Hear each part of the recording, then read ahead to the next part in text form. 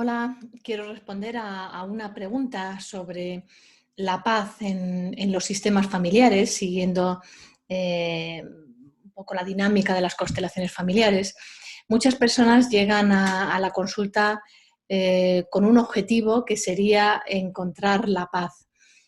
Quieren paz o hablan de tranquilidad, hablan de armonía, y su objetivo, lo que quieren conseguir, es encontrar esa tranquilidad. No se sabe muchas veces si es en el entorno o de forma interior, pero esa sería su búsqueda. ¿Qué es lo que pasa? Que cuando se está buscando la paz es porque hay algún conflicto, o bien en el interior de cada persona, de la persona, o bien en el exterior, en la familia. La búsqueda de la paz, el desear encontrar esa tranquilidad, que no haya tensión, precisamente es porque hay esa tensión, ese conflicto en el entorno o en el interior. Desde constelaciones familiares decimos que cuando se busca la paz, que es un extremo, es porque existe el arquetipo de guerra en ese sistema familiar. No quiere decir que lo provoque la persona, ni mucho menos. No hablamos de culpabilidad ni de nada de eso, sino de que cuando hay un extremo es porque existe el otro. La persona que está buscando la paz no necesariamente la va a encontrar. Si la paz surge como consecuencia de una huida del conflicto, de un no querer reconocer, mirar, atender ese conflicto, entonces es complicado encontrar la paz. La paz precisamente surgiría de reconocer que existe, que en la familia, que en la propia persona existe ese conflicto, que hay algo de tensión interior, pero aceptarlo e integrarlo. Cuando se juntan los dos extremos es cuando al final se consigue llegar a ese punto medio. Hablamos entonces de encontrar la paz en vez de buscar la paz. Cuando se busca la paz como huida de la guerra, del conflicto, pues tarda más en aparecer, y es la propia paz la que aparece. Se encuentra la paz interior, la paz del entorno, cuando está resuelto y reconocido y colocado el otro extremo, que es la guerra. En concreto, en España podríamos poner un ejemplo, según las constelaciones familiares, que también da idea de cómo se trabaja en varias generaciones de una misma familia. Cómo a veces comentamos que nuestros padres nos dejan como herencia tal, o que tenemos que realizar y que resolver algo porque nos viene de nuestros abuelos, pero realmente estamos todos participando en lo mismo, estamos todos colaborando.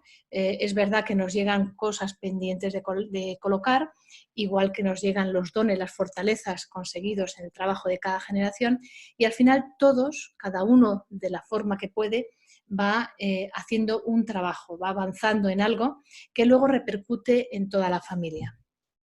Por ejemplo, en el caso de la guerra, podría darse, ya digo, el ejemplo de España, de la guerra civil, una guerra que han denominado a veces, simplificando, una guerra entre hermanos en un mismo país, donde como era bandos, era ideológica, hay veces que un hermano estaba en un bando y otro hermano en el otro bando.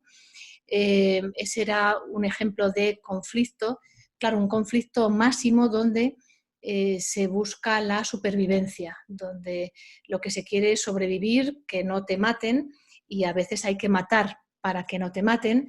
Hablamos de delatores, de desertores, de cárcel, de fusilamientos, de toda una serie de vivencias extremas. Esas vivencias extremas proporcionan a las siguientes generaciones una capacidad de supervivencia, una capacidad de saber salir adelante en situaciones límites, una fortaleza. Ese sería ese don, esa capacidad que heredaríamos de generaciones anteriores. Pero también es verdad que todas las emociones que se han generado en esa guerra, en ese entorno, en esa época, no han podido expresarse. Hay muchos abuelos nuestros ya que han estado en la guerra y que no podían hablar de ello. Podían tener pesadillas por la noche, podía repercutirles en el carácter, en su relación con los demás, pero les costaba mucho hablar y expresar ese daño interior. Para eso están las siguientes generaciones. Podría haber una siguiente generación en la que el conflicto sigue existiendo, ya no es tan extremo, ya no es de vida o muerte, pero se refería a conflicto entre hermanos cuando, por ejemplo, se denuncian, están 20 años sin hablarse, hay una pelea pues, por el tema de las tierras, de herencia de los padres, hay un juicio, etc. Hay una serie de tensiones en la familia al mismo nivel, a un nivel de hermanos también. Ya no es tan extremo, ya no se juega en la vida, pero se nota que ahí hay confrontación, hay esa tensión. Luego pasa un tiempo y a lo mejor en la siguiente generación es cuando ya ahí se busca la paz, lo que decíamos antes. No que se encuentre, sino que se está buscando la paz. Después de un conflicto, tanto tiempo, tantos años de lucha, llega un momento que la persona rechaza todo lo que implique pues, una discusión, unas voces fuertes, una confrontación directa. Se está huyendo de lo que duele, se está huyendo de la pelea. En ocasiones son los mismos padres los que prohíben discutir a los hijos, no dejan que se resuelvan los conflictos en voz alta, ni peleándose, ni casi debatiendo, etcétera, porque hay un daño muy grande con todo lo que ha pasado en los anteriores años. Entonces sería una generación que está buscando esa paz a toda costa, es lo que más quiere, buscar la paz, pero huyendo del conflicto. Y luego, por último, la siguiente generación, unos años después, sería la de aquellas personas que no buscan ni paz ni guerra. Ellos simplemente pues, están bien, prefieren a lo mejor no discutir, pero no evitan una discusión. No pasa nada si se discute, no pasa nada si hay un conflicto, pues se resuelve o se pide perdón, etcétera, pero está colocado. Ese sería el colofón, el final, cuando ya todo el tema de esa guerra como arquetipo, se ha resuelto. Pero a veces son necesarias 4 generaciones para trabajar todo ello.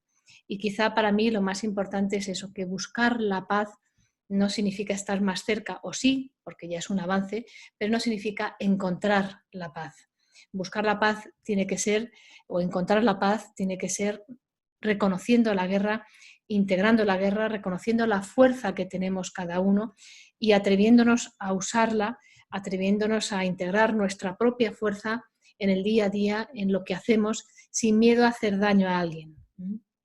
El problema a veces es que se identifica esa fuerza con los abusos, con sobrepasarse. Hay una fuerza, hay un carácter que es útil en la vida y no significa que se vaya a hacer daño con ella. Muchas gracias.